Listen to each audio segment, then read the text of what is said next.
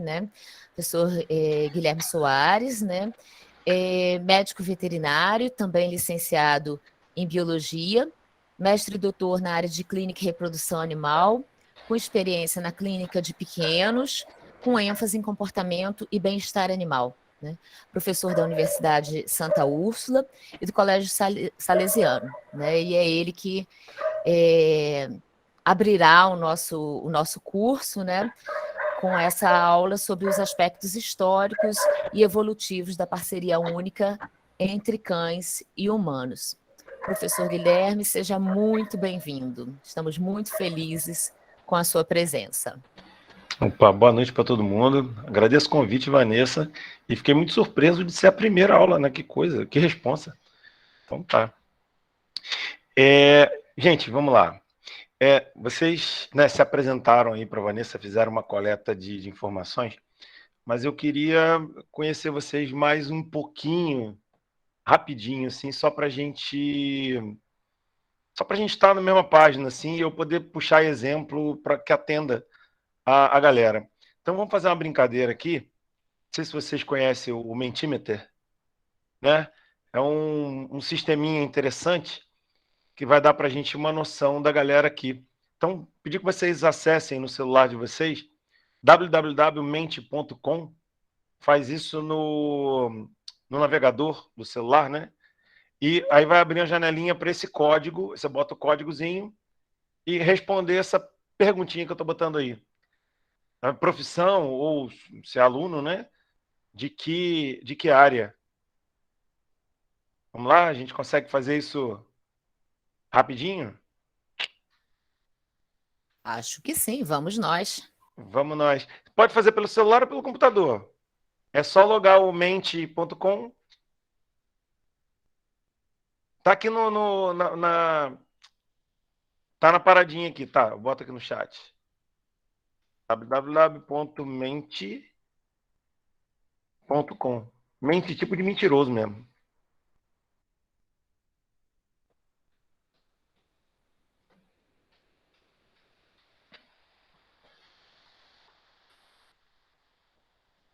Alguém botou o código no lugar da parada.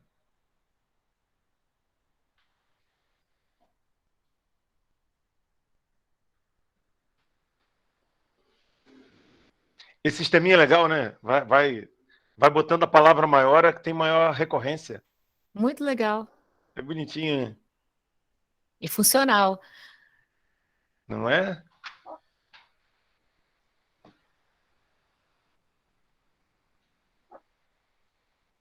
Bom, nós temos 82 na sala. Por enquanto, só 19 escreveram. Dá para aumentar essa amostragem aí, galera. Vamos lá, eu acredito. Eu acredito.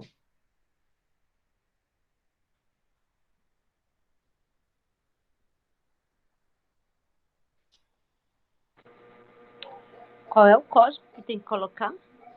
Esse códigozinho aqui, 7426 6585. Espera lá, 7426 6585. Parece que tá passando telefone para os outros, né? É.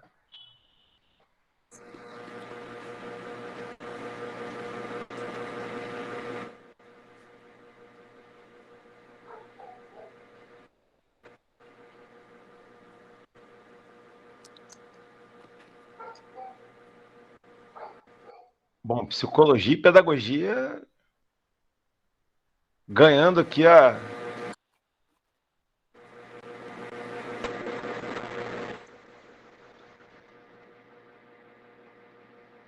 Esse pessoal da Polícia Militar também aparecendo bem aqui. Show de bola.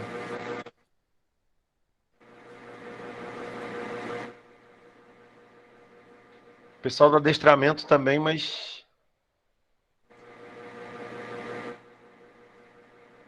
Eu acho que o pessoal do adestramento fracionou, porque tem adestramento, comportamento Pois é. animal, educação canina, tem muita gente da área de comportamento, né?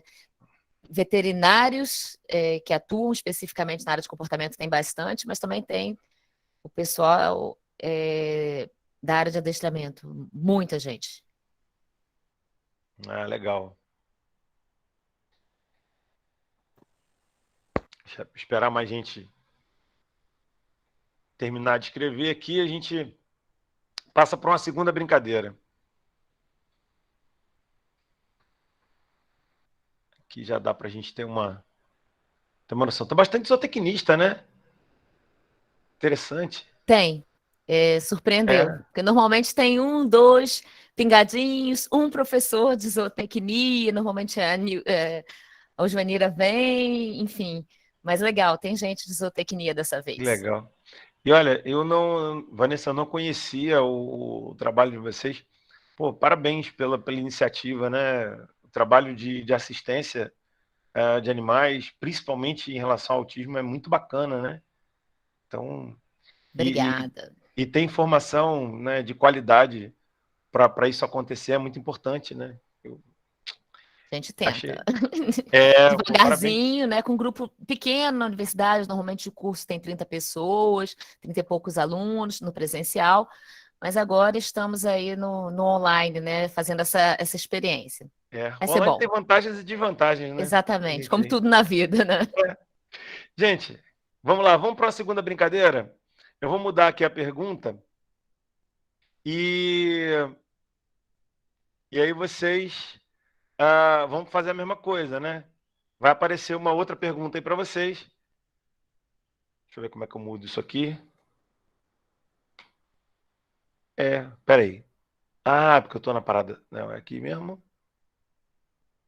Eu acho que eu me enrolei com a... aqui, pronto. Mesma coisa. Relação, tá, gente? Quis ver errado aqui. Qual é a sua relação com o seu cão? Tá? Com reação aqui, não. Relação. Fala, Lúcia. Lúcia levantou a mão aqui.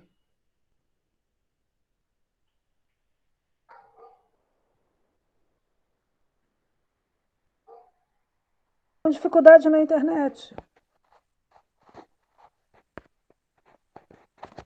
A internet não está pegando direito, está alguma coisa errada aqui. A internet é um fator limitante muitas vezes, né? Lúcia, de Não repente estou sai conseguindo. e entra de novo, tá? Talvez resolva.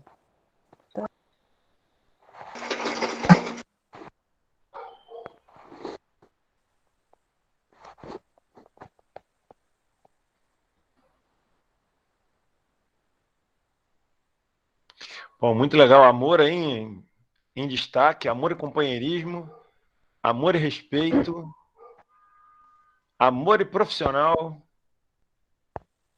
membro da família.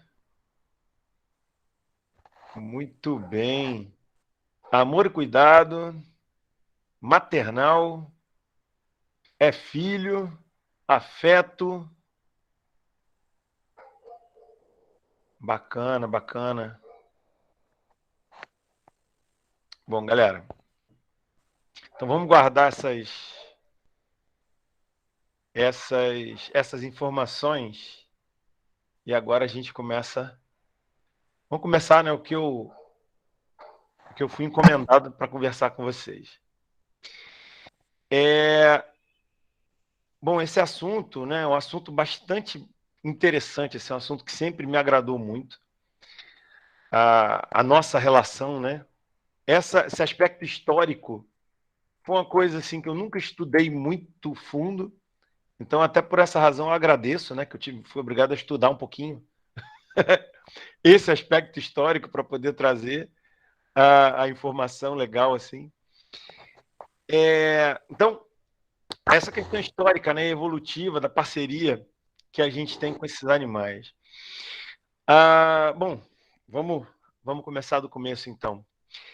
Para quem tiver curiosidade, tem um youtuber, né? Eu não sei os estudantes de biologia, qual a opinião que tem a respeito do Pirula, que é um youtuber que fala muito de paleontologia e tudo mais, mas eu curti bastante esses vídeos dele, pode ser que, né, por não ser biólogo, eu curti bastante esses vídeos dele sobre a dispersão dos seres humanos no planeta, né? Esse especial que eu botei o QR Code aí para caso alguém queira assistir, né? Tá aí. Um detalhe importante nesse vídeo, né? Ele mostra toda a evolução, né? Até onde foi, que espécie de hominídeo apareceu em que lugar e quando. É bem legal essa visão histórica. Um detalhe que me chamou a atenção foi que os seres humanos, né, surgem aí a partir de 330 mil anos, né?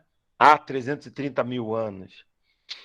E uma coisa interessante é que antes de aparecer o Homo sapiens, já havia registro de hominídeos em territórios semelhantes, né, nos mesmos territórios que canídeos. Então, assim, era o cão doméstico? Não, mas eram canídeos similares. As espécies interagem, não digo com a mesma forma de interação que tem hoje, mas as espécies interagem desde a sua evolução, desde a sua especiação, vamos dizer assim. Então a gente tem essa história que o Pirula conta nesse vídeo, é interessante para mostrar essa questão histórica, que assim, antes de ser humano, né, dos hominídeos serem homo sapiens, já havia um convívio, não dá para saber que convívio era esse, né, mas já havia um compartilhamento de território com canídeos, né? Então isso é muito doido, né? A gente pensar que as espécies interagiram antes de serem as espécies que a gente conhece hoje, né? Isso é bacana. Então, pensando na questão da domesticação, tá, gente? A gente está falando do animal doméstico, do animal que teve sucesso no processo de domesticação. O primeiro animal a ser domesticado, né? Então, o primeiro animal a ser domesticado, ou seja, o primeiro animal a fazer parte daquele grupo humano que estava começando ali. Essa história de domesticação, essa data, né, precisa, diverge um tanto entre autores, né, mas, assim, mais de 12 mil anos atrás, a gente tem histórico de domesticação do cão, né? Então, o cão foi o primeiro animal a ser domesticado, né? Depois disso, os animais que foram domesticados para servirem de alimento, né? Então, ovelha, porco, bovino, galinha, né? Depois, os animais de tração, como os cavalos. Então, aqui entre 9 e 4 mil anos. Os gatos foram os últimos, aí, os caçulinhas na história, em torno de 3, 4 mil anos, que eles foram domesticados. Aí uma curiosidade, né? Pelo menos eu achei curioso, e curiosidade a gente compartilha. Por ser veterinário, né? Eu sempre pensei em bicho. Minha linha de raciocínio sempre foi animal. Mas pensar que a gente domesticou planta também, né? Então, as bananas que a gente tem hoje foram domesticadas aqui, alguma coisa em torno de 5, 6, 7 mil anos, né? Sim, nossas bananas são domesticadas. As bananas selvagens têm sementes, né? E as que a gente come não têm sementes. É muito doido, né? A gente pensar que a gente domesticou planta. Mas, enfim, é isso. Domesticamos plantas também.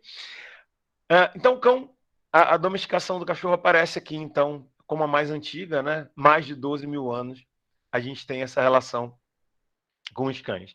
E como eu sugeri, né, a partir da informação da evolução dos hominídeos, muito provavelmente é uma espécie, né? Convivia junto é pleonasmo, né? É isso.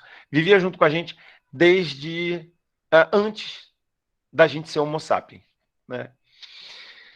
Essa relação, ela evoluiu junto, né, com a evolução do ser humano, né? Então, inicialmente, eram animais que compartilhavam um território, né? Então, a gente pode colocar naquela conta lá, antes desses 12 mil anos, né?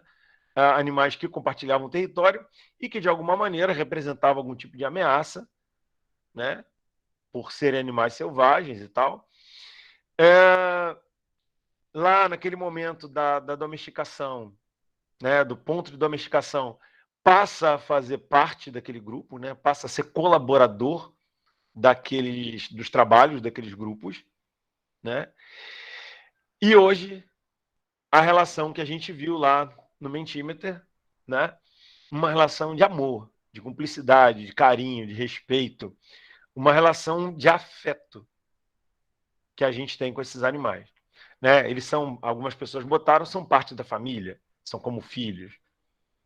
Então a gente tem uma história, né, desse processo de animais que foram inicialmente um predador que compartilhava território, até o que a gente tem hoje, que é o animal que, né, dorme na cama com muita gente, é um animal que compartilha a vida ali, né, que é a razão das pessoas deixarem de viajar, que é a razão das pessoas quererem, né, antropomorfizar, a gente vai falar disso mais um bocadinho para frente, e fazerem festa de aniversário, por exemplo, né? Então a gente tem aí uma relação, enfim, a evolução dessa relação foi evoluindo junto, né, com as duas espécies.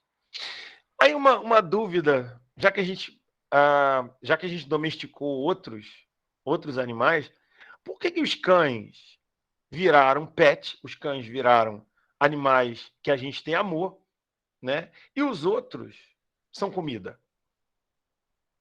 É uma pergunta interessante, né? É uma pergunta que muitas pessoas que adotam o estilo vegetariano ou vegano, por não responderem, né, essa questão dentro de si, né, acabam optando por ter todo mundo como amigo, né? Então a gente,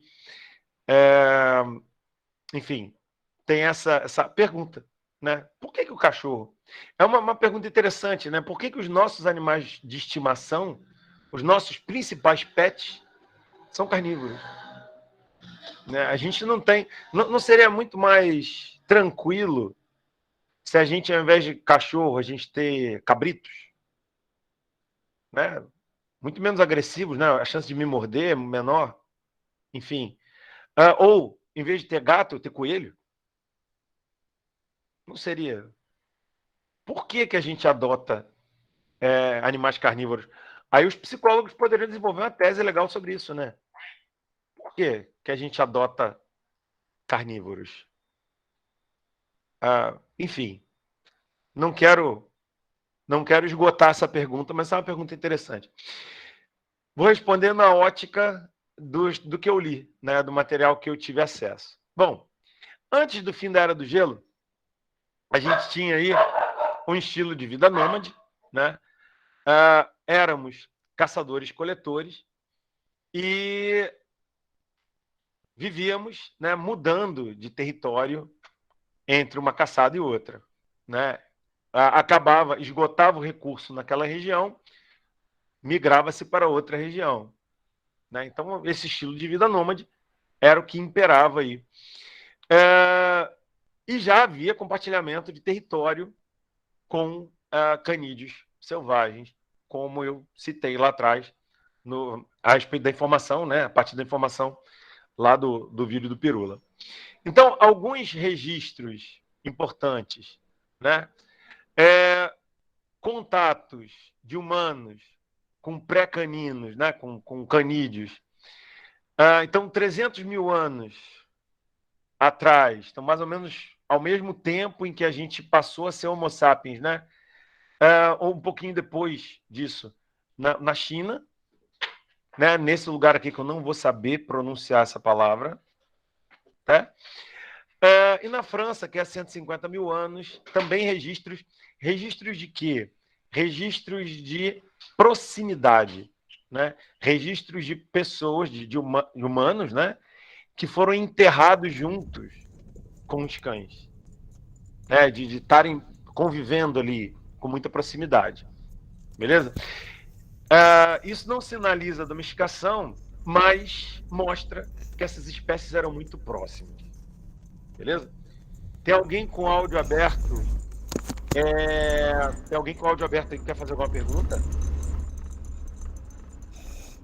Hein, gente?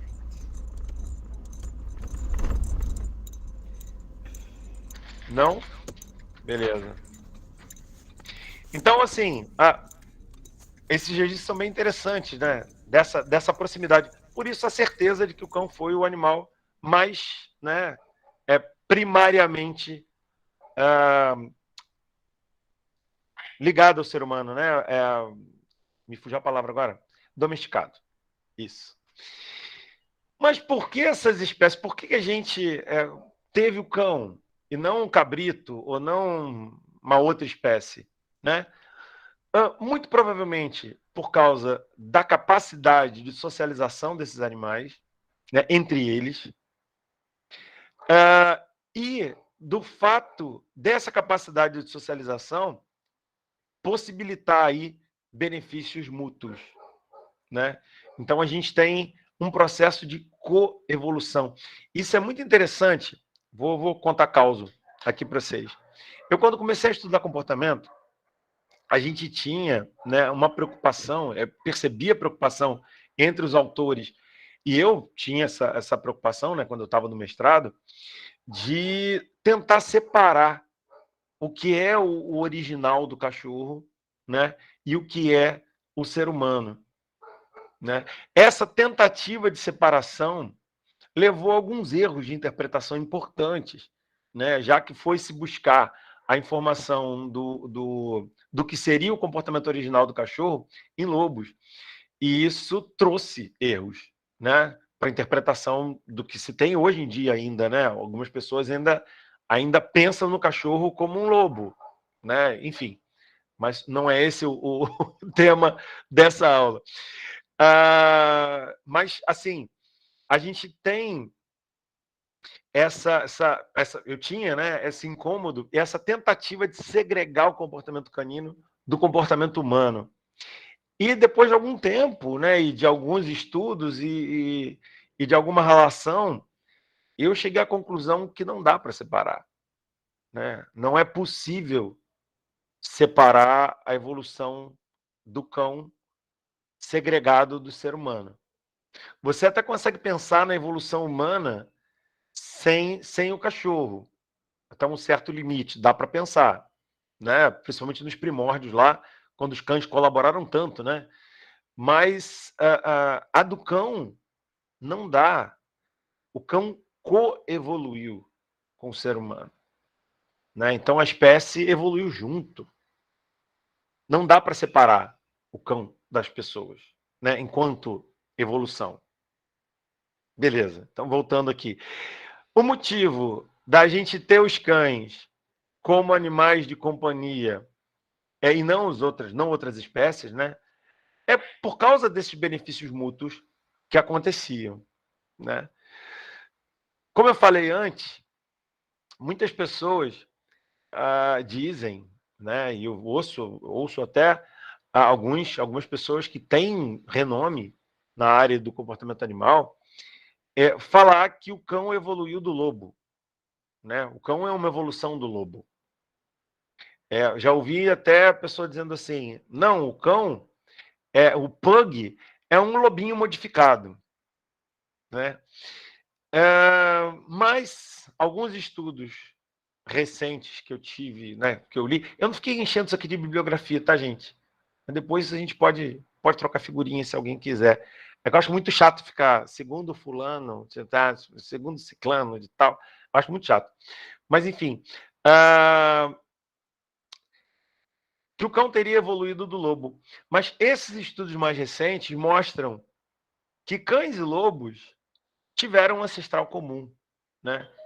Então, a diferença, havia um canídeo lupino, né? Com formato de lobo já, um pouco diferenciado dos chacais e tal, mas não era o lobo que a gente conhece hoje, o lobo cinzento, né? Que a gente conhece hoje.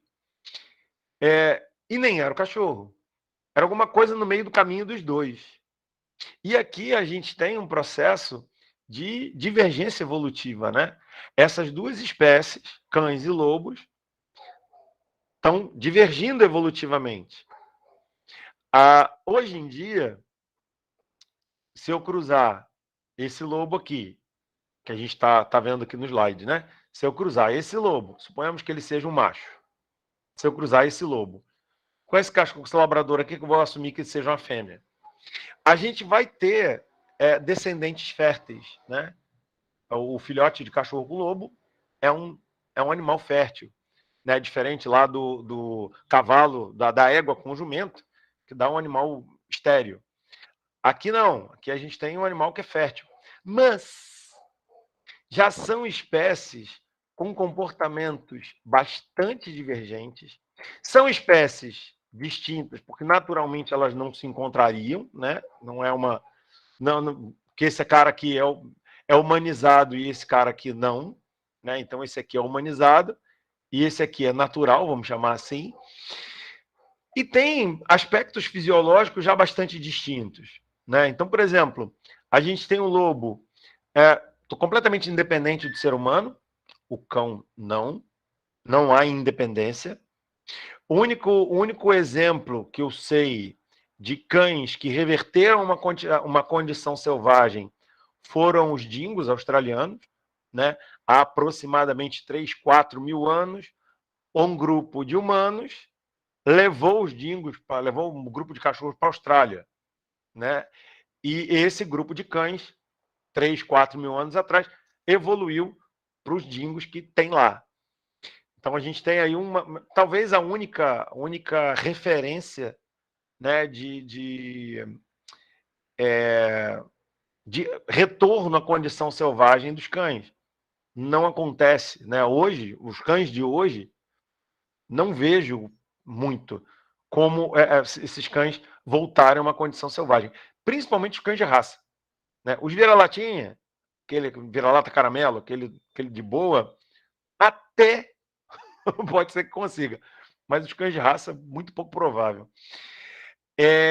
Então, esse cara aqui é um cara, né? Os lobos têm um cio por ano, as fêmeas têm um cio por ano, ninhadas pequenas, vivem em grupos grandes e estáveis.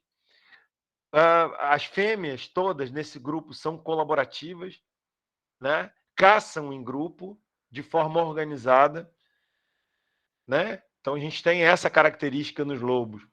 Nos cães, 2 cios por ano, ninhadas grandes, não há mais a necessidade, né, de grupos grandes. Os grupos grandes são temporários, então os cães estabelecem pequenos grupos e podem se juntar em grandes grupos por causa de comida ou por causa de cio, né, de cadelas no cio. São animais completamente dependentes do ser humano. Então, a gente tem uma diferença. Em relação à leitura da nossa linguagem corporal, os cães levam vantagem em comparação com qualquer outra espécie, né? Então, né, na nossa linguagem, aqueles testes de Aponte e tal, os cães levam vantagem, e muita vantagem, em relação a qualquer outra espécie. Então, a gente tem aí um processo de divergência evolutiva. Não vou estar vivo para ver isso, mas eu acho que daqui a alguns milhares de anos, caso a gente não faça as bobagens que a gente continua fazendo com a natureza e leve, por exemplo, o lobo à extinção, né, que não é uma coisa impossível, se pensar coisa de poucos séculos, se a gente não frear as bobagens que está fazendo. Mas se suponhamos um cenário ideal que a gente consiga conviver com as espécies que a gente tem hoje, né, ao longo de mais alguns milhares de anos, não precisa muitos não, 1.000, 2.000 anos, eu acredito que esses animais aqui já percam a capacidade de intercruzar e gerar descendentes férteis, né? Uma estimativa. A gente está no processo de divergência evolutiva em relação a essas espécies, ok? Contando com o ancestral comum. Diferenciar esse ancestral, paleontologicamente falando, é um grande desafio, porque fenotipicamente ele se confunde, né? Até que ponto? Qual foi o momento que esse cara deixa de ter aspecto, né, de ossatura, de fóssil de lobo e passa a ter um aspecto diferenciado? Então, esse diferenciar isso, marcar isso, eu acho que ainda não se conseguiu, mas enfim, tem essa demanda, né? Já os paleontólogos marcam isso. E se alguém já souber dessa informação que eu não sei, por favor, manifeste-se, eu quero saber. Beleza?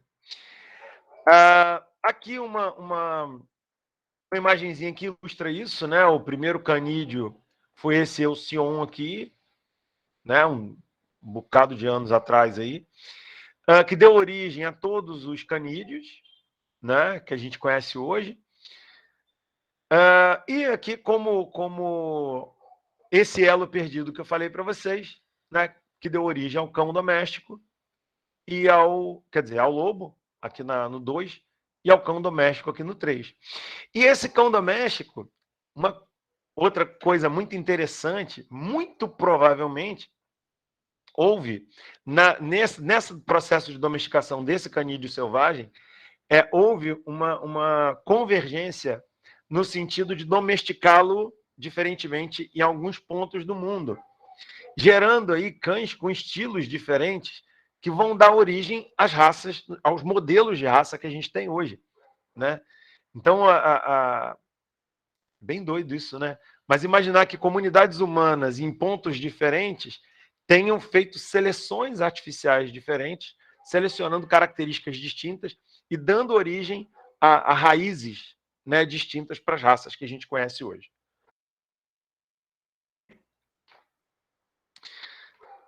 Bom, os lobos sofreram uma pressão seletiva totalmente natural, né? O que selecionou esse animal a partir desse carinha aqui, ó, que está com a interrogação? O que selecionou o lobo? Né? O clima, a disponibilidade de alimentos e a presença de predadores, certo? Então, isso selecionou todo o comportamento que esses caras têm, selecionou todo o padrão físico que esses caras têm. O de cá foi selecionado artificialmente. Essas comunidades humanas foram selecionando aquele animal que atendesse melhor às suas necessidades. Então, por exemplo, um grupo que vivesse numa região que tivesse, sei lá, um predador como uma onça, por exemplo, né? Um leopardo, uma coisa assim.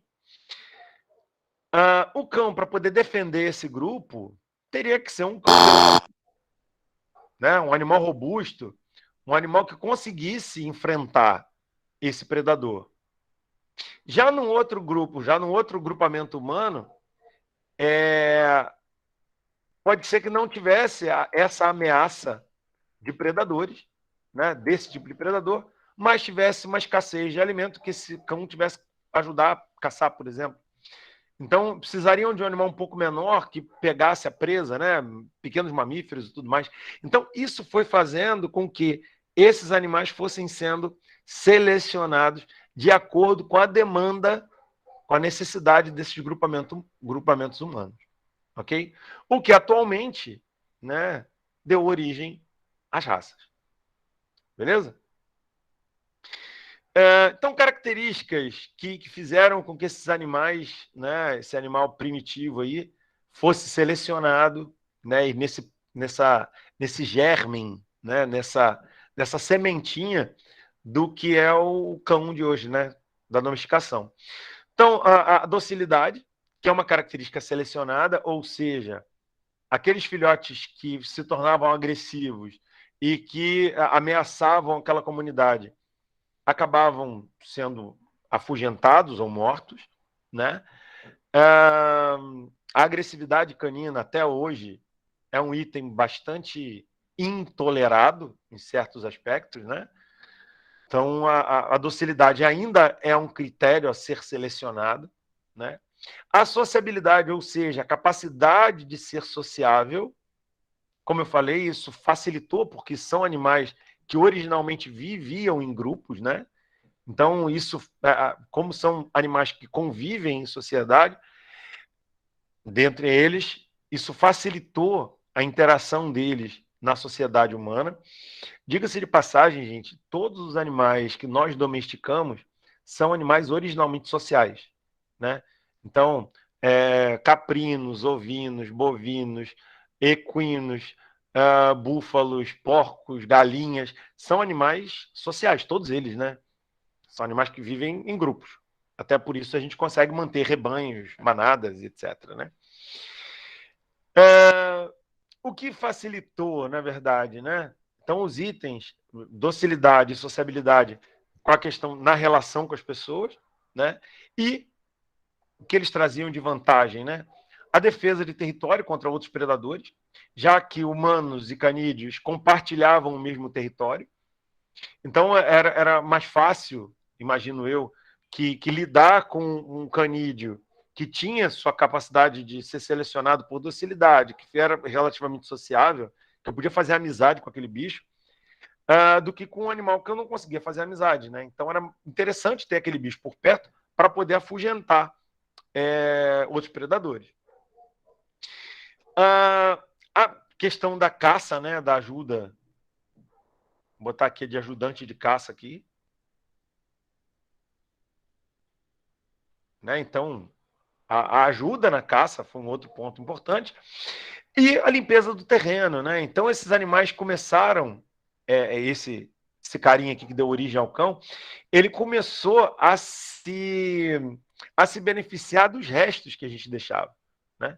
O ser humano, acho que desde os seus primórdios, é um animal bem porco, né? Bem porco no sentido não suíno, porco no sentido de deixar resíduo, né? Nós somos bastante sujos nesse ponto. Então, deixar resíduos alimentares para esses caras era bastante interessante, né? Eles tinham um esforço menor de caçada, eles tinham um companheiro de caçada que deixava os restos ali, né? Então era uma relação de comensalismo aí que, né, era benéfico, acabava sendo benéfico para os dois, né? No caso da limpeza do terreno. E esse processo de domesticação, ele se dá, ele é marcado, né, pela mudança de estilo de vida desses homens primitivos, no momento em que eles deixam de ser caçadores-coletores e eles fixam território. Né? Então, enquanto você é caçador-coletor, você está em movimento. O lixo que você deixa, seja lixo resto de caçada, seja lixo esgoto, né? Seja lixo resíduo orgânico, isso não é um problema tão grande, porque eu vou deixar ali, eu vou migrar daquele território, quando aquilo começar a apodrecer, quando começar a feder, eu migro daquele acampamento, vou para outro acampamento e pronto, né? Não é um problema. Mas quando eu fixo o território, quando eu fixo residência, passa a ser um problema, né? Porque eu tenho que dar destino para aquilo. Vamos pensar que não tinha coleta de esgoto, né? Não tinha vaso sanitário, né? Vamos combinar. E em boa parte dos municípios brasileiros ainda não tem, mas, né? Não tinha. Então, como é que essa galera lidava com isso? Eles precisavam achar um jeito de dar destino. Se eu tinha um animal que ajudava nesse processo, poxa, esse animal era bem-vindo, né? Esse animal era interessante. E aí, como essa ideia, né, de animal como uma grande usina de beneficiamento de restos biológicos, né? Aí eu trouxe o artigo para citar aqui. Os seres humanos, desde o início da domesticação, disponibilizaram aos canídeos uma fonte de alimento rico em restos alimentares humanos e resíduos de fezes. E os animais foram tolerados, talvez até mesmo encorajados, próximos a assentamentos humanos, para desempenhar o seu papel de unidade de eliminação de lixo biológico. Isso está nesse artigo que eu estou citando aqui. Ok? Tradução, óbvio, né? Então, assim, isso talvez justifique, né? Talvez uma justificativa interessante para o comportamento coprofágico que os cães têm hoje ainda, né? É perfeitamente natural que o cão coma fezes de outros animais, né? Não há nada de errado nesse comportamento, além de ser nojento. Mas, assim, não há erro aí, né? A gente precisa lidar com isso. Mas, enfim. Então, cães que comem cocô de gato, visita a caixinha de areia do gato, que comem fezes de herbívoros, etc., isso é perfeitamente comum, né? Não tem... Começa a ser problema, óbvio, quando esse hábito traz problemas de saúde para o cão, por isso ele não deve ser encorajado. E quando o animal começa a comer suas próprias fezes, aí isso é uma outra questão. Beleza? Depois de um tempo de domesticação, algumas questões começam a surgir, como, por exemplo, no Egito, registro dos cães sendo usados, a figura do cão, né, ser uma figura divina. Né? Então, no Egito, tanto cães quanto gatos, né, têm registros de serem divinizados. Então, isso é interessante também, né? Essa proximidade, assim, essa divinização da parada. E hoje, a realidade que a gente tem, muito próxima do que vocês colocaram lá, né? No meu levantamentozinho lá, como as pessoas veem seus animais, né? Então, a maior parte aqui, né? Quase 80% respondendo, eles são animais amados, né? Membros da família, membros amados da família, né? Aqui, menos de 20% aqui colocando, são bem cuidados, mas são animais, né? Se a gente fizesse essa pesquisa aqui há 30 anos, pode ser que esse número aqui fosse menor do que esses 80%, e esse aqui tivesse um pouco maior, né? Um tempo atrás. A gente poderia ter uma noção, uma visão um pouquinho diferente. São animais de trabalho, né? Que realizam algum trabalho específico, né? Uma percentual pequena. E eu não tenho nada a ver com bicho, eu não gosto deles e dane-se, é um percentual menor ainda. Tá? Então, hoje, o que a gente tem, né? A gente tem uma realidade de um animal que evoluiu a partir de um animal que compartilhava território, passando a ser um colaborador, né, daqueles grupos humanos, depois passando a ser um animal de trabalho, em alguns aspectos, como no Egito, sendo divinizados, né? E hoje, o que a gente tem? A gente tem um animal que é parte da família, é um amigo, né? É um animal a ser amado. Né? É essa relação com os cães. E aí a gente cai na questão da seleção das raças, né? Que é o cão, talvez seja o animal com maior diversidade racial que a gente tem hoje em dia, né? Uma variedade maior de padrões pré-estabelecidos, né? Então a gente tem aproximadamente aí 400 raças registradas na FCI, que é a Federação Internacional de Sinofilia, né? Então a gente tem esse registro de aproximadamente 400 raças. Mas, localmente, a gente tem em muitas regiões do mundo, a gente tem raças características daquela região que ainda não são reconhecidas pela FCI. Então, a gente pode botar aí mais um bocado de raças, né, que não são reconhecidas. Tá? Essas raças, inicialmente, foram selecionadas por aptidão, lembrando que a origem dessa seleção se dá a partir daqueles grupamentos humanos, né, que foram carregando aquele canídeo primitivo, né, aquele cãozinho primitivo, e foi sendo selecionado de acordo com a demanda daquele grupamento, né, de acordo com que eles entendiam que era o bom de ter aquele cão.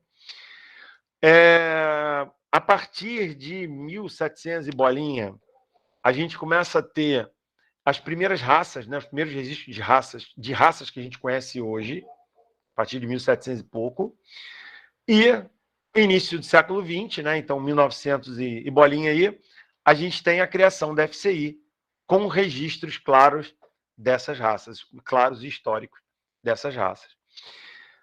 Então, atualmente, a gente tem aproximadamente 400 raças, um pouquinho mais, algumas raças brotando, algumas raças se extinguindo, né? Então, a gente tem essa dinâmica racial aí acontecendo. Hoje, o que a gente vê é uma seleção racial muito mais morfológica do que por aptidão, né? Temos alguns adestradores aqui no grupo que podem dizer assim, não, mas eu tenho, né? A gente faz prova de aptidão em Rottweiler, a gente faz prova de aptidão em tal, existe a prova de aptidão para tal, mas dentro de um universo da sinofilia de uma maneira geral, eu acho que vocês vão concordar comigo que, apesar de haver pontualmente provas de aptidão, o que leva o bicho para a pista lá, o que fica registrado nos pedigrees da vida, são análises morfológicas, né? Então, é ver se a orelha está no ponto certo, é ver se a pata está no aprumo certo, é ver se a cauda tem a inserção correta e tem a dobra correta, né? São essas características que são selecionadas hoje, mesmo a despeito de algumas alterações de comportamento que vão junto, né? E algumas alterações clínicas que vão junto. Então, a gente tem hoje, o pessoal da veterinária aí que está assistindo sabe que a gente tem diversas características que são esperadas em determinadas raças, né? Porque essas características na seleção elas não foram descartadas e nisso permanecem dentro daquele grupo, ok? Então a gente tem hoje, né, uma característica muito cruel, inclusive, de morfologia priorizada em relação à aptidão. Beleza? E aí, eita, cliquei no lugar errado aqui no computador. Aí vem essa frase bonita aqui, ó. Um dos caracteres mais distintos das nossas raças domésticas é que notamos entre elas aptidões que não contribuem em nada para o bem-estar do homem ou planta, mas simplesmente para o proveito e capricho do homem. Vamos lá. Quem disse isso?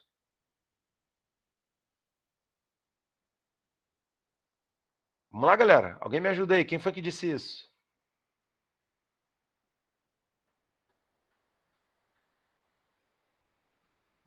Ninguém quer chutar, não? Quem é o autor dessa bela e atual frase?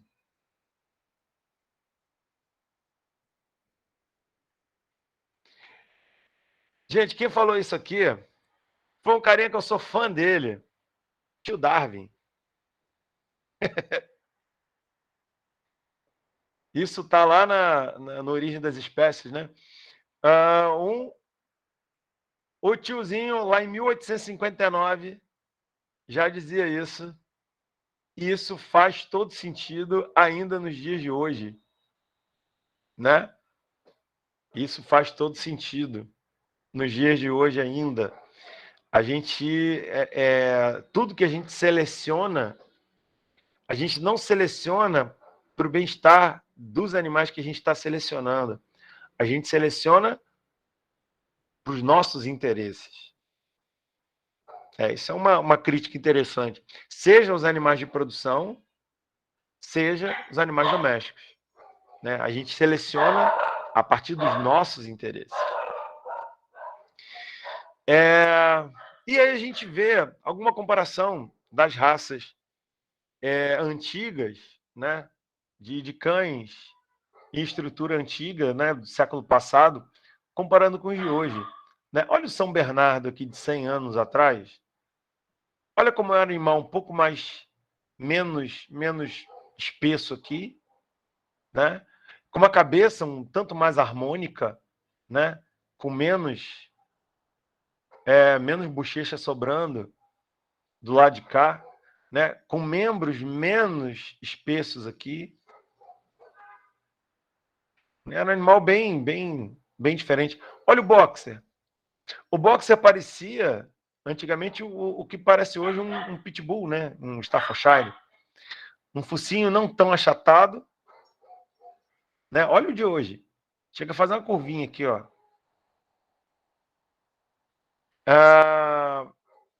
Olha a postura, a posição do posterior. Olha esse ângulo de posterior que a gente vê aqui no boxer, né? Bem mais natural o de cá, né? Olha o Basset Hound. Olha o tamanho dessa orelha aqui, em comparação com a chapoca de orelha que esse cara tem aqui, né? Olha o Bulldog. Gente, o Bulldog, enquanto raça, e pelo amor de Deus, entendam o que eu vou falar, que eu não sou contra os Bulldogs, tá?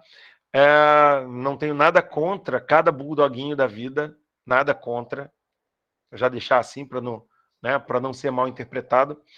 Mas o Bulldog, enquanto raça, é uma raça que, se não fosse a interferência humana, tenderia à extinção, né? É uma raça que naturalmente não se reproduziria mais. Por quê? A maior parte das reproduções, principalmente o Bulldog inglês, esse da foto aqui, acontece com interferência humana, né? Então você tem... o macho não consegue cruzar naturalmente, e então precisa ou de ajuda ou de inseminação artificial, e eles não conseguem, em, sei lá, 40%, 50% dos casos, eles não conseguem nascer naturalmente, né? Tem que ser por cesariana. Então, é uma espécie, né, uma raça que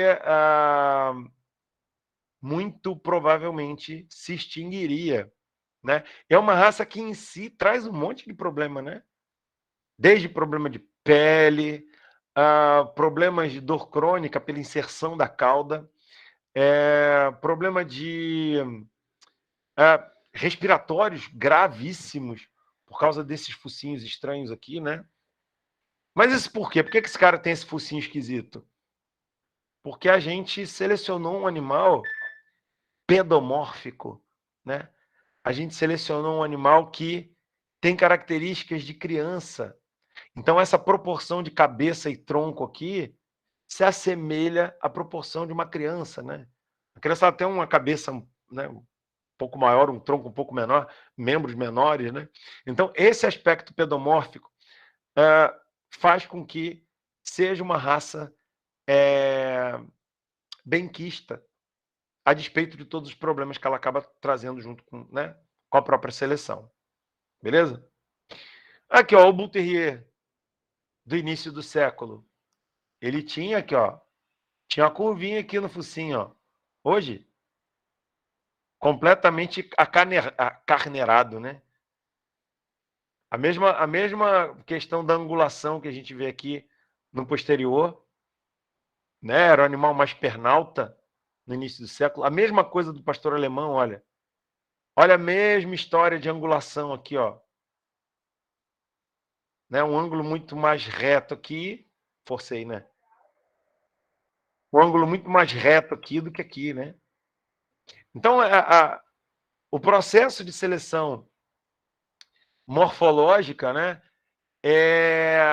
faz com que a gente esteja estragando esses caras, na verdade, né? Olha o Basset, né? No início do século eles eram mais curtinhos, agora estão ficando cada vez mais compridos, ó. Né? Patas mais curtas. Esses caras têm muito problema de coluna, né? Por conta dessa seleção, por serem cada vez mais compridos. Então, uma brincadeira até que o professor João Telhado, professor aposentado lá da Rural, fazia, a gente tem no Teckel cada vez ele ficando mais comprido, né? Então, a alternativa vai ser instalar um par de patas alternativo, né? A mais aqui, para ele poder ter estabilidade, né? Vai ser necessário. Bom, e hoje, o que a gente tem esses cães desempenhando enquanto eu trabalho, né? Cães para caça, que ainda tem bastante, né? Aqui no Brasil a gente não tem muita coisa sendo caçada. O único animal que é liberado para ser caçado aqui é o javali, né? E eu acho que isso ainda não tem a cultura de ter raças específicas para caça de javali aqui no Brasil ainda. O pessoal aí que está fora, né, fora do eixo Rio, aqui que esteja mais no interior, se já conhecer isso, pode contribuir aí, que eu né? Não tem nada muito formal. Cães para guarda, que tem bastante, né? Tanto para guarda pessoal, patrimonial, quanto os animais de trabalho aí para guarda mesmo, né? Para auxílio nas polícias, para faro, para escolta, né? Para policiamento ostensivo e tal. Cães de pastoreio, que ainda existe, né? A galera que oh meu Deus, os border collie que ajudam aí a cercar os rebanhozinhos, né? E ajudam a manejar rebanhos de companhia, que eu acho que é a grande realidade do cachorro hoje, né? E os cães de auxílio, como os cães guias de cego e etc. Né? Então a gente tem vários papéis desempenhados por esses animais hoje. Cães de auxílio, então, a gente tem para deficientes visuais, né? Os cães guia. Cães de auxílio para cadeirantes, né? Aqueles que apagam luz, acendem luz, pegam as coisas no chão, abrem gaveta, né? Os caras são... Eu assim, eu não sou adestrador, né? Nunca fui. Então, a técnica do adestramento é uma coisa que eu não domino. Conheço, mas não domino. E é uma coisa que me despertaria muito interesse, né? De acompanhar um trabalho desse, obviamente, rolasse tempo para isso. Mas eu acho muito legal você conseguir trabalhar o cão para essas finalidades. Cães para auxílio de epiléticos, né? Desde aquele que dá o alerta para a pessoa, visando que ela vai ter a crise, até aqueles que ficam perto, né? E avisam, não deixam as pessoas se aproximar. Alguns enfiam a cabeça, né? E embaixo se colocam entre a cabeça da pessoa e o chão para não bater. Bem interessante. E os cães de terapia assistida, né? Que eu acho que é o grande foco desse grupo, né? Esses cães de terapia assistida que vão ajudar essas pessoas que precisam, né, desse contato, que se beneficiam muito desse convívio. Professor, Fala comigo. ali faltou alguns cães para surdo, o cão de apoio Sim, emocional. Esse cão de auxílio é muito mais amplo. sim. Então, vai me dizendo aí quais que você... Para a gente citar aqui, cães de apoio para surdo, Isso, ele vai para surdo. apoio emocional. O deficiente visual é que fechou só para as pessoas acham que cão guia é só para cego, e não é. É para cego e baixa visão. O meu projeto visa ampliar para que outras pessoas com problema de visão tenham direito ao cão de assistência, né? Mas Show. então, assim, o cão de auxílio é para cão de visão, deficiente visual e baixa visão, cão para pessoas, para surdo, que daí o cão para ouvinte, cão para mobilidade reduzida, não é só para cadeirante, é para quem tem mobilidade reduzida, a palavra certa ali não é cadeirante, é mobilidade reduzida, né, que auxiliam pessoas que têm a mobilidade reduzida, cadeirante, pessoas que precisam de bengalas ou têm um membro amputado, mobilidade reduzida em geral. Entra o cão de apoio emocional, que é para depressão e pânico, e cães para diabéticos tipo 1, auxiliam pessoas com diabetes. Pô, fiquei curioso esse do diabético aí. Os outros eu já tinha ouvido falar, não coloquei aqui, foi até falha minha. Mas como é que esse cão diabético tipo 1 ajuda? É que, devido ao faro deles serem muito apurados, eles podem perceber quando está baixando a insulina. Ah, Mas, legal.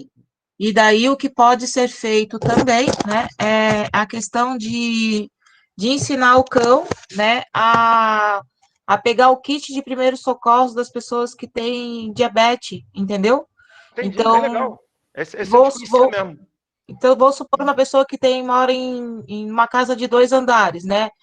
O kit dela está no primeiro andar e a E insulina ela tá baixou de tendo crise no repente. segundo, entendi. E ela Não, tem, legal. entendeu? O cão é muito mais rápido do que ela ou qualquer membro da família para pegar uma bala ou o kit de insulina ou o aparelhinho. Show. Os outros eu comi mosca, mas esse eu não conhecia mesmo. Obrigado. Muito Nada. valeu, Jovelina, assim, até porque é uma classificação, né, que ainda está em estruturação aqui para a gente, né? na verdade, nessa parte, a gente tem os cães de alerta médico em geral, né? Que vai pegar para várias questões, né? Isso não Alertas é só para médicos, epilético, é para é, síncopes também. para várias Os coisas, meus né? cães são de alerta médico, os meus cães. Aham. Né? Eu tenho projeto para isso, para levar a importância do cão de assistência. Então, eu tenho cão de assistência há 20 anos, né?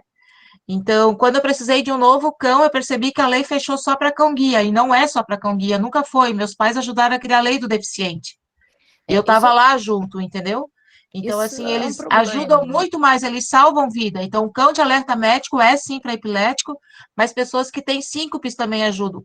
Então, até mesmo uma pessoa que não está na lei, né? Mas o meu objetivo maior é levar a ampliação dessa lei. Uma pessoa que é idosa e que tem problemas sérios de coração, por que não ter um cão de alerta médico que possa ajudar a detectar o infarto? Tem cães hoje estudando cães que detectam o câncer também, né? Então, é muito mais amplo essa situação. Uhum. Isso é muito legal, né? É um outro Isso dá para ser tema, outra aula, né? com certeza, né? Sim. Assim, mas é Agora, a importante questão. a gente ir conhecendo, né, as Isso, nomenclaturas, né? isso. E Então, assim, ó, essa tem questão outra da situação legislação, que, como né? a gente está nessa live de estudo, é importante para todos saberem ajudar a divulgar, porque o cão de apoio emocional não é besteira, é sério. Tem gente em casa morrendo sem necessidade, com crises de pânico, sem sair de casa, se entupindo de medicação e os cães podem ajudar. Agora, por besteira de muitas pessoas que acham que é só ir lá treinar um cachorro, e por adestradores também fazerem isso, ir lá treinar um cachorro para dizer, para poder viajar de avião e não pagar a viagem, pessoas que têm necessidade perderam esse direito. As empresas aéreas não aceitam mais cães de apoio emocional, porque as pessoas de má fé fizeram sacanagem, como colocar uma cobra como apoio emocional, animais que não têm, animais peçonhentos como de apoio emocional, né? Um Rottweiler que não estava treinado foi para o avião, né? Com laudo médico, o cara conseguiu o laudo médico, a adestrador confirmou que o cachorro estava adestrado e foi mentira, né? Então, assim, ó, essas pessoas perderam direito, porque nós, e o pessoal de adestradores, né, e médicos veterinários que deram laudo, fizeram essa sacanagem, entendeu? Não é besteira o cão de apoio emocional, principalmente para uma criança autista, gente. Não é besteira. Com certeza. Obrigada, Não, legal. Juvelina. Obrigado pela contribuição. Pô, show de bola. Nada. E essa questão da legislação, né, depois a gente volta a falar, porque realmente é um problema, né? A única coisa que nós temos, sobre a qual nós temos legislação federal, é para o cão-guia, né? Mas então, Então, assim, ó, vocês aí do Rio de Janeiro, cão-guia não é só para cego. Cão-guia é para cego e baixa visão. sim, sim. Só que as pessoas fecharam só para cego, e não é só cego. Uhum. A gente precisa aqui só marcar rapidamente, né, gente, considerando que o grupo é bastante heterogêneo, né, diverso mesmo, a distinção entre cães de intervenção assistida por animais, né, os cães que vão atuar em atividade assistida por animais, educação assistida por animais e terapia assistida por animais, né, que tem um tutor que desenvolve um trabalho nessa área, 2 cães de assistência que esses sim convivem diretamente com o tutor que necessita do suporte desses animais. Mas mais para frente a gente vai retomar isso. Super obrigada aí pela contribuição, Jovélia. Tem a Jovélia com essa experiência e tem a Jéssica no grupo também, que tem cão-guia, né? Mas vamos lá, Guilherme. Show de bola. Pô, é bom que eu aprendo também. Gosto muito. Desculpa, mas assim, se quiserem conversar comigo em particular, a página do nosso Instagram, do nosso projeto, é Irmãos Danf. Então, Beleza. até para o senhor, se o senhor quiser mais informações, entra lá e a gente conversa por mensagem, tá? Show de bola, show de bola. Obrigado. Nada. Galera, animais de companhia, né? Nesse pacote aí do que esses caras representam para a gente hoje. O que a gente tem de benefício? A gente estava falando isso dos cães, cães de apoio, né? Emocional. Então, assim, independente da pessoa ter a clínica, né? Ter o quadro patológico ou não, há redução de estresse, né? A redução de casuística de cardiopatias e a redução da casuística de depressão. Ok? Então, isso é... A simples companhia do cão traz esses benefícios. Para os cães, que benefício eles têm? Né? A questão da segurança, né? De ser alimentado e de ser cuidado.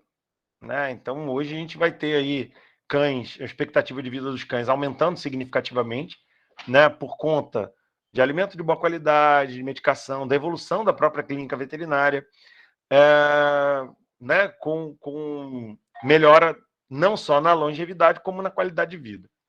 E quais os prejuízos que eles têm? Aí a gente tinha que, né, falar e pensar até que ponto se o custo-benefício para eles é vantajoso, né?